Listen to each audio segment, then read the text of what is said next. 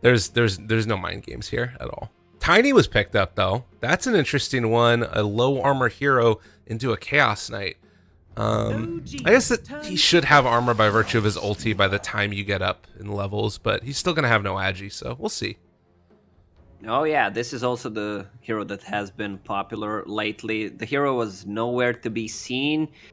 One of the most garbage heroes in Dota, pretty much unplayable, but he also received a few buffs, and we can see life stealers going for kind of classic traditional builds with either armlet first item or just tank up with SNY, or armlet into Radiance, Midas into Radiance, depends how the game goes. Yeah. We saw a lot of it last night. I think that it's one of the highest win rate heroes. I'll do a little bit of cosplay of Nahaz in a second and give you all the stats, but very, very popular and has been kind of owning with it. Yeah, well, he received a few buffs. Base movement speed increased by 15, armor by 2, and his talent got reduced, the move speed talent. I don't think people tend to pick that. I still have to see. Morphling though, this is gonna be a good game for Morph. They have I think not enough lockdown with CK and Rubik, but good targets the steal. CK, the life stealer, we pretty much have a free BKB and the life steal. Yeah, I like that. That sounds real nice. It is a little bit of a strange one, so I was looking it up. It's like around 70% for Lifestealer and one of the most picked heroes also. And you compare that to the Morphlane, 1 pick, 0 wins, and it was low tack in the Southeast Asian region that was playing it. So this is something that's like strictly OG. This is their own individual thoughts about the game. They're feeling like this is still a good hero. Wouldn't be surprised if, maybe it's just something that they've been playing around with a lot or whatever, but we'll see how it goes for him. ILTV, ILTW, we'll see how he does. So I'm just looking at the players inside of Kaban. This is pretty much the old Team Spirit plus Syndran. Yeah. 5 seconds remaining. I think it's a good lineup. OG's turn to Oh, and Skitter, Mr. oldly known as Oliver, has .rmn in his little sponsored by thing. You know what I'm saying? You know what I'm talking about there? Oh yeah. Isn't RMN the liquid coach? It right is. now? He just loves RMN. Skitter, that's Oliver. I don't know why he had that name tag for quite some time. Okay, fair enough. Big fan, probably. I can dig it. Okay. So you said that you feel like Kaban still needs more lockdown to deal with this Morphling. What do you think that OG is missing at this point? OG, well, depends what position Tiny is gonna play. So, I mean, Troll can be played as mid, as safe lane. They can put Morph on mid. Every single pick from their side is pretty flexible. Alright, that's an interesting pick. I mean, it's really good against 2 strength heroes because they have a lot of HP, so Aura is going to deal a lot of damage.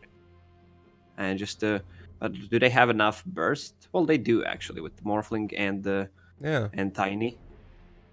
I think it's actually going to probably be a Topson Morphlane mid. That was like the classic for him leading up to TI, that they didn't actually end up playing that much, but he was kind of ownage on this hero. So that's kind of where I'd see it. Kaban, what do they want to pick now for themselves? All right, take it. This is a counter. This is a counter classic to Necro. They needed some kind of a magical damage because it's gonna be really hard to take down Necro. What's Phobos doing? Look at him. He's going mad on this Batrider. Did you see the animation? He went behind Lifestealer and came back. I did not see that. I was looking at who was playing what. He did a little Phoenix cosplay there. Amazing. It's the movement speed, man. You can't stop this guy. And it's a Cinderin Chaos Knight. The hoisted by his own petard. They're going to switch it up, and they're going to throw the CK on the support position. Interesting. I think that hero is viable as 4/5. Okay. Doesn't need much items. He just needs levels, magic wand, bracer or two. He should be fine. And back to Batrider against Necro. I think OG just needs to dodge the Batrider lane. But it's gonna be tough though, because none of the heroes inside of OG deals well with the Batrider. Right. And is this going to be a Pango mid, maybe? Is that what we're looking at? It's kind of interesting. I think it's actually kind of okay against Morphlane if they do want to do that.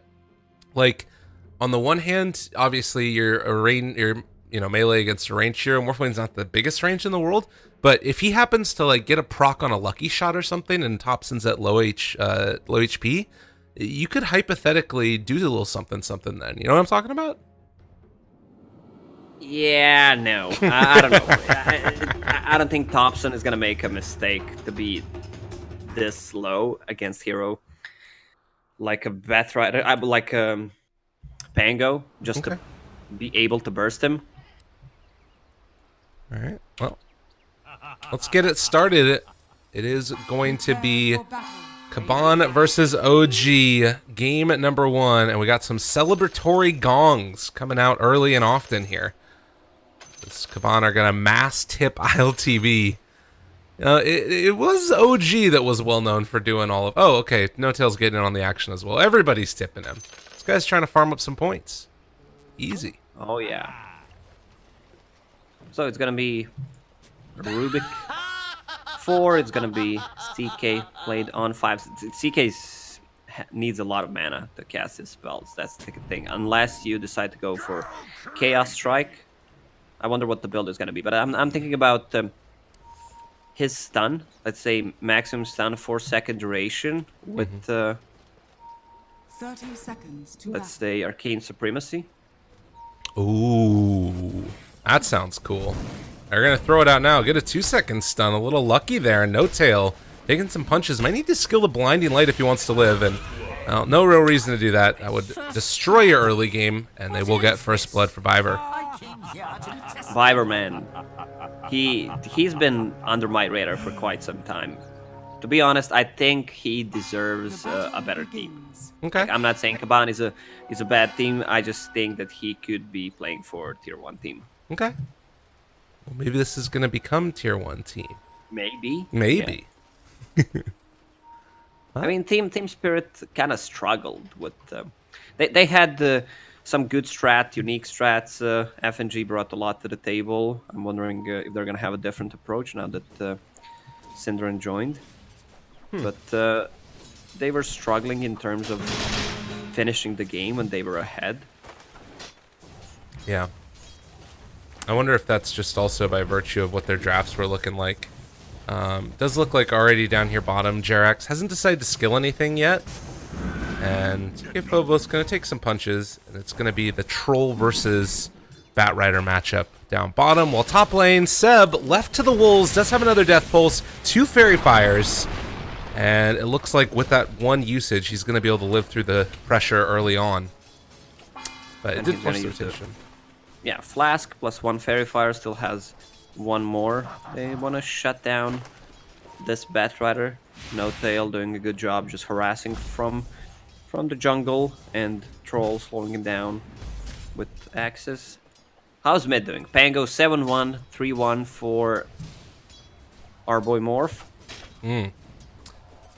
He's playing it pretty close here. Does still have that Fairy Fire, and looks like he's going to be bringing down 9 as well. So, one wave form in a second, possibly.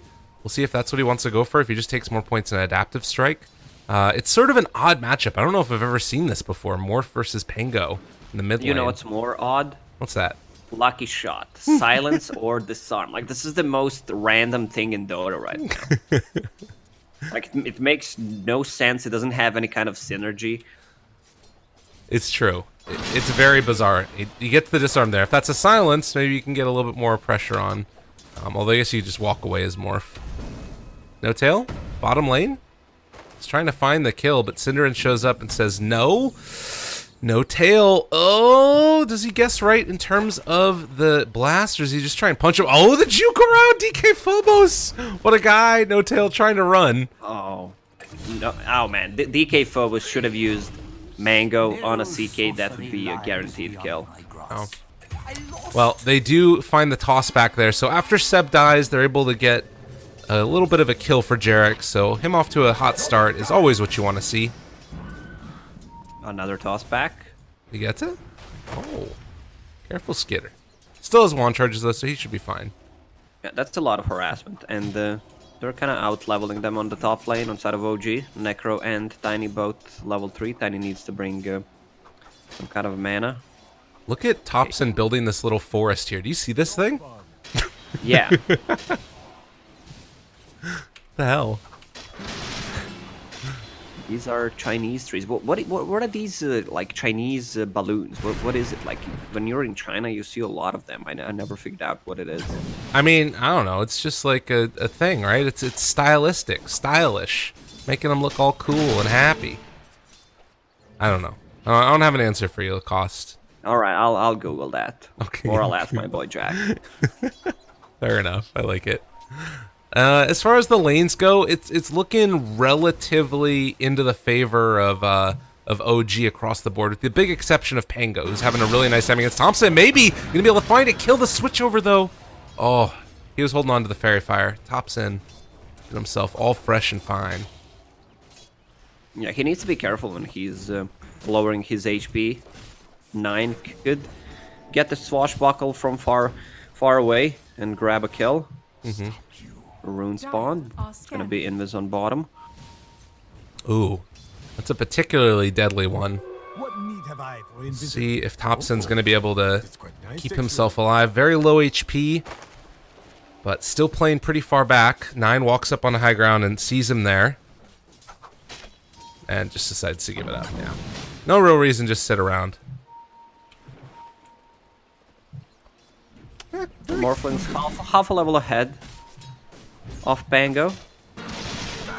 Oh yeah, I guess just more denies where it matters. It's the strength of this Morphling in the mid lane.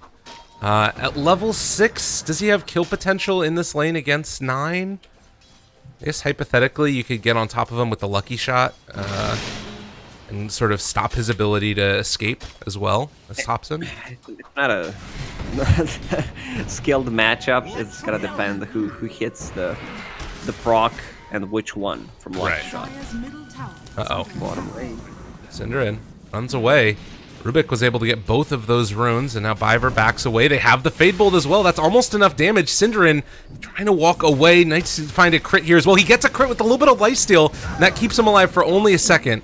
ILTV runs and will live 5 HP. My God. Barely. DK Phobos needs more levels on the top lane, and OG is doing a good job just pulling the wave, and Tiny's sitting with the Necro, so he can't really go on Necro diving, but that's what he wants to do, but OG set up the lanes well. Yeah. Definitely. Oh, and Jarex gets the full toss back there underneath the tower. DK Phobos will be able to run away again, but it's the danger of playing here. This lane is not easy by any stretch of the imagination. Looks like the Morphling did switch over into the Pango for a second and bring 9 very low since he got level 6, and now we'll also get a regen rune. So more benefit for Thompson here in the mid lane, but you do have a level 6 on Pango as well, and DK Phobos will have to look at the shrine that's already been taken away and feel kind of bad about that, while No Tail dies in the bottom lane.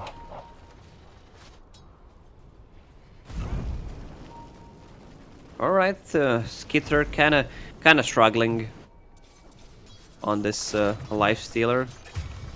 Oh my God, Jarek's found him. That feels Man, bad. Jarek's all over the place. There's the tip, and he's gonna steal the stack. Celebratory gong. Is this the new Lakmag Takatog? Nothing can replace Lakat Maratag. I did it terribly. I'm sorry, but yeah, it's true. A battle cry.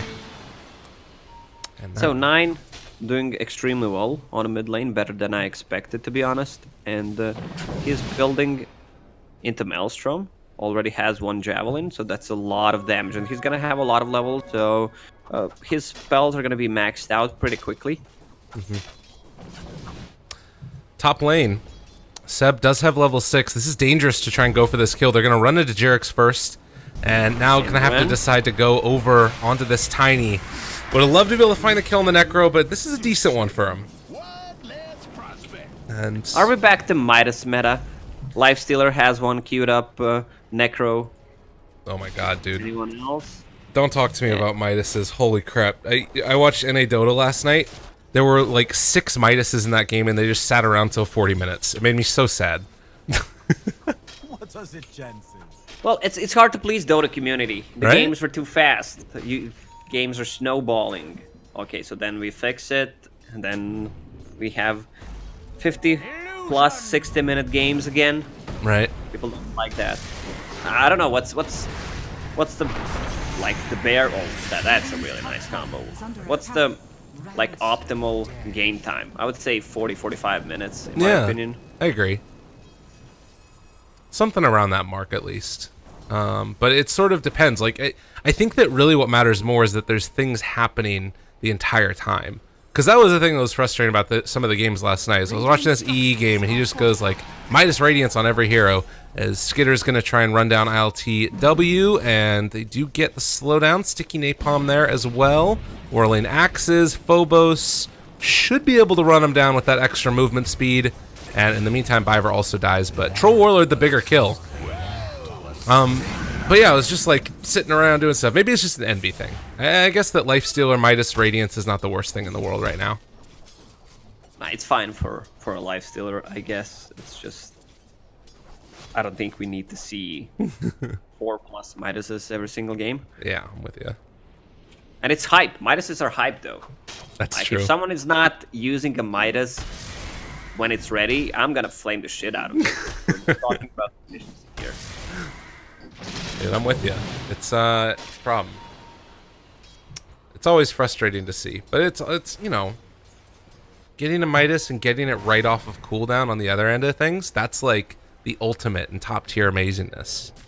You know, planned out all of his farm patterns. You love to see it. No Tail comes down here bottom. It's just about that 10-minute mark for the rune. Cinderin's going to see Jarek's. They get the toss back in the middle of the air, and Cinderin is going to eat the dirt.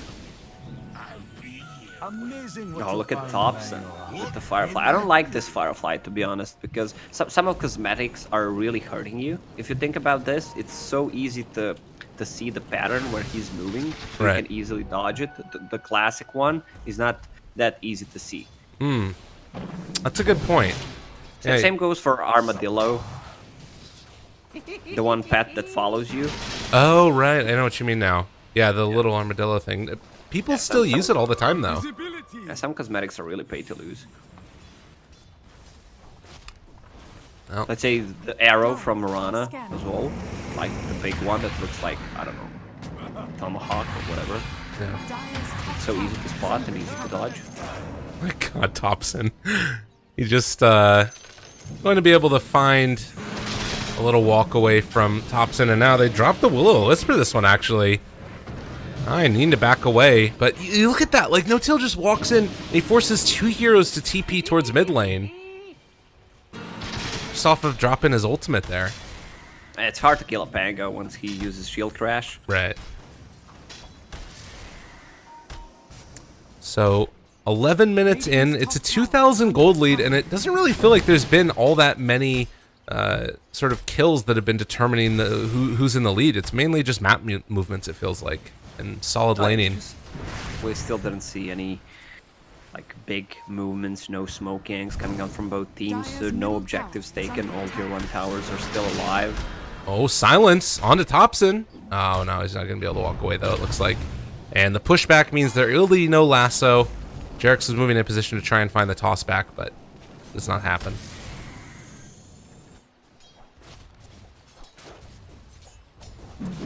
Well, if he used drums, he would have enough move speed, I think, to get closer to a Batrider and grab him. I'm not sure that was the kill either way, but still.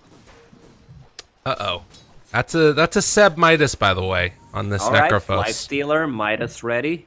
Let's see the efficiency, 3 seconds. That pleases me. He did it. He made it happen. Nine needs to run away in the jungle. Thompson also trying to get out of here. They have the drums on Phobos, and we'll be able to find this pullback, so Jarek's going to have to give up his life. 3-second stun. And Phobos on a killing spree. He's not had the greatest time in the laning stage, but since then he's been able to make a lot happen. Radiant's bottom tower is under attack. I'm wondering how OG is gonna start a fight. Like, the one way of them starting a team fight is to try to bait with one of their heroes. Oh my Because god. they're extremely tanky. Yeah, he gets a solo kill on it. You can bait with the Morphling easily. You can bait with the Necro as well. And there's a good way to stop a fight with Ignis Fatuus. I don't think there's any way they get this kill onto Seb, right? Like, people are moving in to come and help him. He's still got his stick charges afterwards. He's going to have a Fairy Fire. Lewis gets dropped. They're going to probably get Reaper's Sight now as well. On the Phobos. Almost ends up dying, but they were able to steal Reaper's Sight. That's a big kill potential now if they want to turn that back around, but like I was saying, a little bit too tough. I just mentioned it. They really can't start a fight with their heroes, but they can bait with, in this case, Necro, and they get 2 kills in return. Yeah. Oh no, and now it's a stack. Jarek's moving in to take this. Oh! Alright, Biver is able to clean up the large creeps at least, but No Tail throws out the blast. Doesn't quite kill there. He's going to need to go for another round of it. 9 trying to go for the rolling boulder, actually. Back and forth, and hitting off onto all of these heroes. No Tail will die, and maybe going to be able to chase for LTW as well. No more open wounds, but the slowdown comes with the lucky shot hit. Ivor, they turn now instead onto the Necrophos. They still have Reaper's Sight there, so they're going to turn that back onto the Necro, and with the jump out from the Infest, it's not quite enough to find the kill. Skyder's trying to run away, able to turn without with the Rage, and DK Phobos shows back up again. This Rubik has done so much in this game, and now pulling back in this Morphling as well. They won't be able to find the kill, but they did at least enough to try and kill off Jarek's. So he will eventually burn down. A triple kill for Biver. This freaking Rubik, man. Yeah, some nice spells stolen from Rubik, and the Batrider came in to clean them up. Once you get 2-3 sticky napalm charges, it's so hard to run away from it, especially with the heroes that they have. Like, their turn rate is pretty disgusting, especially on Tiny. Like, even with one stack, I don't know if one is actually a stack. That's a good point. The nomenclature needs to be strong. But yeah, it felt like they had sort of fully committed and then just got punished super hard.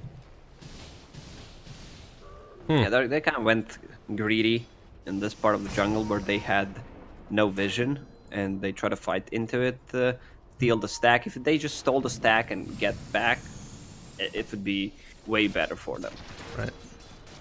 Well, and I think that, you know, being able to slow down the snowball that comes from this Necrophos is really important, because, like, if he is just sort of unobstructed, getting a Midas and everything else off, looks like this is going to be a kill on to No Tail. And they find any more. Seb needs to run away. The drum charges. He doesn't have Lasso again for another little while, and LTW playing a little bit of interruption. Can they get out of there? Movement speed? Not going to be enough. Troll is really speedy. Yeah. With fake boots, Yasha, 450.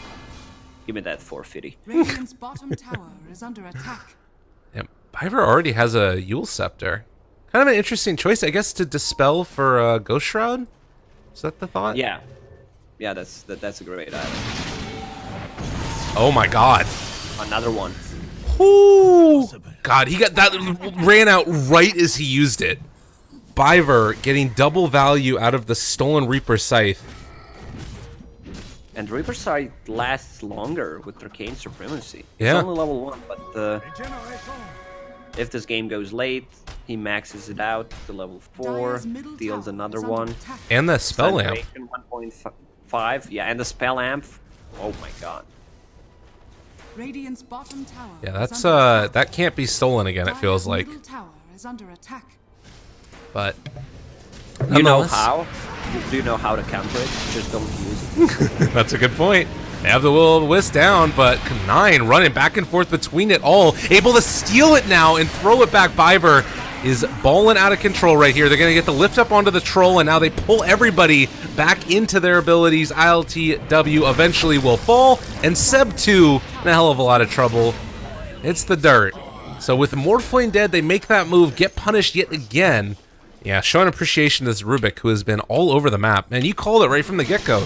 This guy, top-tier player. Yeah, man, Biver just insane. And he's just 1,000 gold away from a Blink Dagger. There's some really nice spells to steal in this game. And OG, they don't need to focus the CK. They use Necro ulti just to finish off the CK, who's position 5. He really does not give a fuck about that. Like, he wants Necro to waste the spell on him and everyone else. He's tanky enough with just the Bracer and the Magic Wand, 1.2k HP. Right. The problem is when you're playing position 5 who's strength and you're not having an easy time early on, it means that you're not going to have enough levels. But once he gets those levels up, it's going to be extremely good. Also, if he gets... Wait. Did they change the Phantasm so you don't have an extra one? Yeah, so that was the other thing, that you no longer get the bonus, I guess. It's always the same, I guess, and then... Right. Well, that's huge, actually. I don't know. Oh, this is one of the things, like, that slipped off. And I don't know if I read it and forgot it, or just don't remember it because I'm stupid. I don't know. I just sounded like Grand. Oh, it's all good, dude. That's you know... Yeah, people that's like why that. I'm so worried. Getting shout out to my boy Grant. What a guy. Lifestealer, look at the timing on Radiance. 19 minutes. Radiance Midas building into Manta Style. This is kind of a classic build. Yeah. With Manta Style, you can get rid of a few things. Blinding Light, mostly. Control and Keeper. Blink Dagger reveal there, and No Tail will accept his fate. Yeah, I think, and also just in general, Skitter loves Radiance. That was always his go-to build. Oh yeah, man. Not just Radiance, he loves Midas. I remember him playing a CK when the hero was not as good as it's now. Like, Midas first item, no other items. And then he uses ulti, farms Ancients with it, just keeps farming, gets Armlet or straight heart. Okay, this is what I love to see on Pango. Like this kind of a build. He has a Maelstrom, it's kind of a cutter build where you have a little bit of everything. Enough survivability, but you also deal damage and you can scale, clear the creep waves fast. Yeah, it's true. It sort of gives you a little bit of the stuff that you need to get those later tier items that we all know Pango loves to pick up. So picking into those Guardian Greaves next. Very, very nice. And then they've got the damage elsewhere. I kind of wonder if we're going to be going into eventually an Aghanim Scepter for Cinder. He's never going to get that kind of gold. What am I talking about? He's just there to stun people. It's just straight Aghanim Scepter? Yeah. He has 2 bracers. That's more than enough to play this game for another 50 minutes. I like it. Smoke coming out from OG. Blink Dagger isn't tiny, so they have a waste to start a fight. I'm not sure they can burst anyone. That's the problem. Everyone's so tanky on side of Boris. Of the side of the Boars, exactly. Took me a second there. I got to remember what you're talking about earlier. Oh, Cinderin! Got him caught. That is an early Blink Dagger for Jarex. They decide to not use the Reaper's Sight since they already had the kill. Well, 20 minutes, not that early, but has a mana boot, so still decent timing. It's another smoke. They want to grab a bigger target and maybe even threaten a Roche. Okay. Got some more gongs coming out here. Celebrating the sound of their people. I guess that is one thing that's nice about it, though, is that percent-based damage from the Necrophos can help to deal with some of the tanky heroes, but need to make sure that you get that jump perfectly, and it looks like they're just going to be trying to bait Morphling here in the mid lane. See if they can find anybody in the trees. There is nobody there, so No Tail trying to get vision, but doesn't find anybody for the jump, and they're just going to take the tower now. Meanwhile, top side, Kaban take down the tier 1 top. They had a similar idea, but it's a trade-off. So whoever gets a pick off, maybe 2, they could do Roche. OG has a way better Roche lineup than Radiant's Kaban. middle tower is under attack. Alright, they know where they are. You can see Rubik Dire's drawing on a bottom minimap. tower is under attack. I don't think they can defend the tier 2 tower on top, but Kaban is kind of afraid that OG is doing Roche, so they don't want to commit Dire's top tower is Yeah. under attack. because they don't have vision where they are. A lot of heroes rotate up top. I think that TP might have also been spotted. The scan comes out from OG, so they know that Kaban is in this area here, and they're going to try and bait the troll, it looks like, or just run in and fight maybe. Oh, scan connected for a second on Yeah. Pango.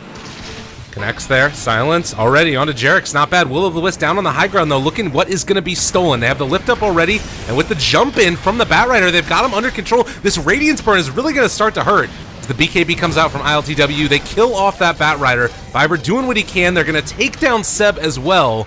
Not too bad, and, well, it does look like No-Tail will get a little bit extra mana before he goes down. Thompson switched over into the Pango himself. They kill off the Biver Rubik finally, but this slow buildup of damage over time is enough to win the fight, it looks like. Though it looks like Thompson should be able to procs. escape here. Does have, up on the high ground, the Swashbuckle, and, well, no mana, but does have Stick in his backpack, and wait for him up to the high ground. That's 4 for 3 trade for Team Boris, and they were fighting into a good Willow to kind of stop the fight, and they focused the Necro so he could not get the Reaper side off. That's very good. Or if Batrider wants to use a lasso, let's say on a troll, once he uses a BKB, just to lock him down in place. Once the BKB is down, they have enough tools to just kill him after. CK needs to stay alive as much as possible, even though it sounds maybe stupid. Just to throw like 3-4 bolts once the BKBs are down. Okay. Every time he uses a bolt when there's no BKB, when there's no Will-O-Wisp, it's a guaranteed kill. Interesting. It's that type of thing where, like, you know, if you're able to get it down there, it's going to be solid. It's a 2,000 gold lead though off the back of that. 19-6, just about that 25-minute mark, and they're going to smoke up as they want to try and find some kills on the bounty runes. Anticipating somebody making that move over there. Biver probably the lead possible person to go for it. No-Tail gets a ward down on the high ground, but everybody has left this side of the map, as it is going to be Skitter just sending his illusions to push out top lane, and they're They going wanna to give smoke. this up. Yeah, smoke coming out from Kaban. There's a Batrider with the Lifestealer inside of him. Radiant are scanning. That sounds weird. Dire's bottom tower is under attack. Oh, you know. I mean, this whole spell is a huge meme. Like, you infest someone, what? Dire's top tower That's is fair under enough. attack. I know what you mean there. Oh, spell stolen? What is that one? Dire's He's got himself structures a are little fortified. chakra magic action. Oh, Cinderin can get double stuns out there. You throw one and then you reduce the cooldown afterwards. The dream. Dire's bottom tower Oh is man, under Pango with the Diffusal Blade. That's huge. To actually keep Morphling without the mana. It doesn't matter, he can still morph. It doesn't work that way. Go. Heyo. They got one caught, and now popping the CK illusion. It's going to try and send them in after ILTW. He's in the BKB, but this is going to wear off very soon, and seeing if they can slow him down at all. They're going to toss away the troll to make sure that he lives. Dire's bottom tower Everybody is under wanting to escape. They've got the haste rune. Oh, they see Jerax. Tiny. And Nope. they want to get a bigger kill. They also see Seb. It's a buyback from the Coddle. They want to try and fight this one. This is very bold. No-Tail might just Come on, die. 9. Skitter taking down No-Tail off to the side. Kaban is completely owning this fight. Jerax is going to go down. Thompson need to make some big plays here onto Cinderin. 9 is still alive. Phobos no longer in that Firefly form, and there's going to be the shield crash as well as the Guardian Greaves to keep him alive. So much Silence. effort being spent here on the side onto this Pango, and ILTW still living for the moment. They jump inside of DK Phobos and are going to be able to turn this back around. Reaper scything the troll. Another stolen spell. It's going to be Avalanche. Can throw that out in a second. As this fight has gone on and on, there's been so much Radiance burn damage, and it looks like Thompson trying to hide away from this one for the moment. Can morph now into the Lifestealer, but he's stuck in the trees. And Rage TP's away. No way to break that one for the moment. And that is Kaban winning a big fight here. That's 1, 2, 3 buybacks on side of OG, and they still lost the fight. The Radiance burn from from a life stealer. They can't focus this hero because he's way too tanky. They don't have enough burst damage to take him down.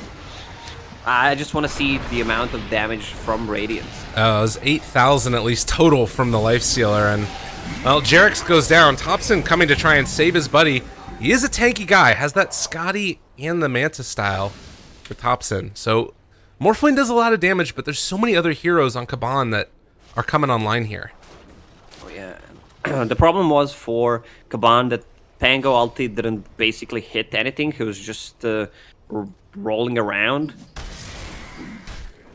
Maybe he needs a Blink Dagger. I like what he has, a Basher, just to keep them in place. It's extremely good against Troll and his BKB, also just to keep Necro in place.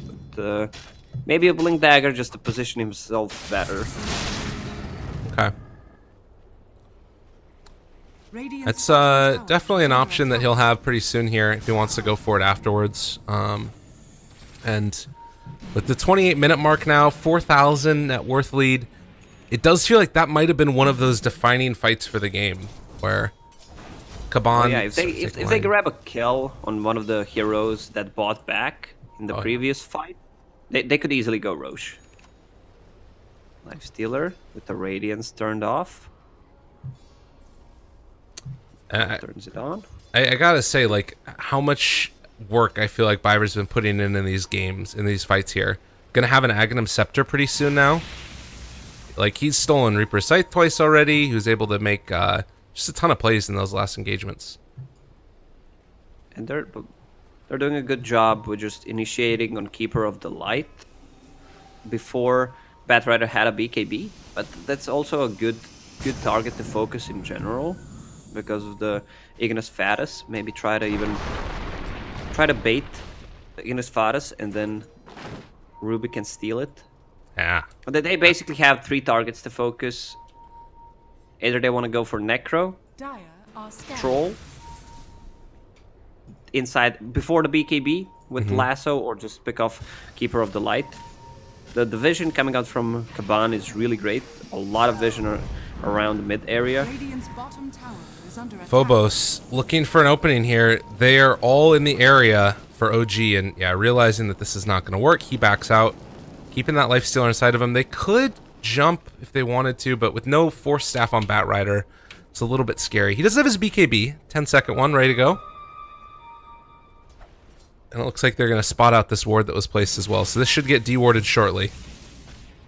What baffles me is they did not take a tier 1 tower on the bottom still. Yeah. That is a little bit odd, isn't it? Radiant's middle tower is Ooh, under Invis Bat. This is scouted, though. Yeah, now they need to just back out. Heads up play there from DK Phobos. Lifestealer needs to turn off Radiance if they're smoked. And he's infested. Right. And he's just going to leave this one Radiant now. are scanning. Farm up one camp. Going to head out afterwards. And the lead is slowly being built up here as well. More and more. Dropping down sentries, not able to find the ward. It is on the other side of the river up here on the high ground. This one, they're still playing around it on Kaban. Haven't decided to go for the D ward yet since it's a little bit scary. Dire's bottom tower I guess is they're under just waiting attack. for Lifestealer to finish his AC, CK. Ah, he's far away from Dire's that, bottom lads. tower has fallen. Oh, and they get the tower by virtue of the catapults. Thompson has Daedalus queued up on Morph. Like, he has enough survivability, these 2 items, and with Eye of Scotty, like, this is the best stats item you can get on Morph. He benefits so much from it, and it really cripples Lifestealer. But you need to clean other heroes, and then Scotty is really effective. It is pretty bold to just go straight that. No BKB, no Lincolns. Like, even Lift at this stage of the game is really scary with all of that duration that you get from Arcane Supremacy. It's pretty scary in these fights. So Thompson gonna have to play around himself, have his team help him out. And they do have some heroes that can sort of be semi-saves. Alright, so AC is finished. They should smoke. but they need to have lanes in a good position. Mid needs to be out pushed, otherwise OG is gonna know. And you know, I think actually Lifestealer is better against Morphling than he used to be. Now that your damage is based upon a percentage of like total health instead of just the percentage of health that's left. Even with Morphling starts switching over into strength form, he's going to be doing a lot more damage. Oh yeah, that's a good point, Gabe. Thank you. I just love calling you Gabe. I appreciate that. It makes me think of Gaben. Basher finished on Pango. We couldn't say that. Oh, Thompson. Hello, gets hello. You're in some trouble there, buddy. And now the lasso, no defensive items at all. Set is Thompson going to fall. He's able to steal Reality Rift. Not often that you can see that happen. The amount of damage coming on from CK once he uses Phantasm is insane. And he just bought a full data list, so he does not have a buyback. Oh, Lord. Yeah, that's not great. Well, Kaban realized that they can move in and take this down. A big opening for them. 6,000 gold lead. This is a team newly formed. And now looking one game up potentially if they can close this out against OG would be a hell of a feat for them. Don't you dare to disrespect my boy Synderen like that. Newly formed? What? The guy can join a team and win DreamHack with Night Stalker with 4 Yule Scepter or maybe even 5 on his team. Yeah. I don't know if you remember that. It was a long time ago. I don't remember that. You don't remember that? Like I think they bought 4 or 5 Yule Scepters and just like tornadoed the whole team, so they could not fight. I'm not sure what the cooldown was back then. Right. Tango. Rolling out of here. Oh, looking like he actually wants to fight. And OG, there isn't a tower to get to over here. It's pretty hard for them to come and get into angle. LTW will die. Did not have the mana for the battle trance. And, well, Jerix gets out of there. But Seb... That's why I like the pickup. Yeah. The Fuse Blade burns so much mana. This is another guaranteed kill. Yeah, this could easily be a game right now. 60 seconds. No Necro, has a buyback. The problem is they don't have the best siege, but Lifestealer is level 25, pretty jacked, and he has Aegis, so you can just try to siege with the Lifestealer, force them to try to go on you, and then you have 2 extra seconds on Rage Duration. That's 8 in total. Yeah. We do have Morphling that's moving into position right now. He has the AC aura as well coming out because he is Thompson, and it's going to try and turn on to 9. And Skitter running away. They didn't use Rage again. He has it back up in a second. It's going to switch back over into the Morphling form, and Skitter going to take a good amount of damage, but the AC is still fairly survivable. They switch over. Nice little use there of the Reality Rift. Now the jump away. They have the Ignis Fatus down. Synderen trying to run. Can they kill him off in time? They will take down Thompson. No buyback. That's a problem. They're going to pull back in another one. Seb is going to die. He's already bought back. This is looking like it could potentially be game. Biver in the Ghost Shroud form. ILTW is going to be dealing a good amount of damage, but will eventually fall as well. Jerix throws out the Avalanche to no avail. The buyback comes from the Coddle, but GG is called. And it is Kaban taking it. Man, they had a really nice pick, though. And this Lifestealer Radiance, it just shows how the hero becomes popular and strong again. Yeah. Man, I'm expecting some TI Fluke comments, to be honest. It's always fun to see those, but we gotta give credit to Team Kaban. They played extremely well. Biver, I already praised him before the game started. He played amazing this time. Like some good spells to steal. Overall, and the Pango's item choice was on point. I gotta say, the Fusel Blade paid off way more than the Blink that I was talking about. But I like the Diffusal as well. So he's kind of mixed with both being tanky and having enough damage. He's level 24. Yeah, that's nuts. And you look at the basically perfect game from the Lifestealer. As you were talking about, just this hero is strong, but also he played it amazingly. 11, 0, and 17. Taking a look at the amount of damage dealt in that one as well. Where is it at? 30,000. Not bad. Not bad at all. Not bad, yeah. And we'll need to come up with some answers for OG, see what they want to do next time. I think there's a reason that people aren't picking Morph that much right now. I didn't think that it looked terrible. He had some really solid flashy plays, and that's always been top since MO, right? He picks the heroes that everybody else is picking. Yeah, true. Okay. Well, ladies and gentlemen, game number 2 is going to be right around the corner. Stick around. Kaban versus OG. More right after this.